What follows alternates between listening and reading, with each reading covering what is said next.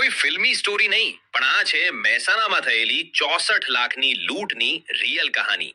જો કે મહેસાણા એલસીબી સામે ગુનેગારોની એક ના ચાલી. ગત 20મી એપ્રિલે વસઈ વિસ્તારમાં 64 લાખની તોતિંગ લૂંટ થઈ. આરોપીઓ એટલા શાતીર હતા કે પકડાઈ ન જવાય એટલે લૂંટ બાદ ઊંઝા પહોંચીને સ્વિફ્ટ કારની નંબર પ્લેટ પણ બદલી નાખી. પણ કહેવાય છે ને કે કાનૂનના હાથ બહુ લાંબા હોય છે. મહેસાણા પોલીસે સીસીટીવીના આધારે તપાસનો ધમધમાટ શરૂ કર્યો અને રાજસ્થાન બોર્ડર સુધી પહોંચીને આ લૂંટારાઓનો પર્દાફાશ કર્યો. પોલીસે 2 આરોપીઓને જેલના સળિયા પાછળ ધકેલી દીધા છે.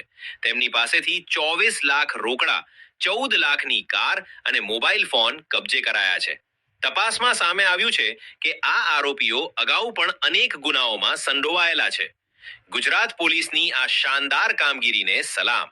મહેસાણાની પળેપળની ખબરો સૌથી પહેલા જોવા માટે આજે જ ફોલો અને સબસ્ક્રાઇબ કરો મહેસાણા મિરર ડિજિટલ.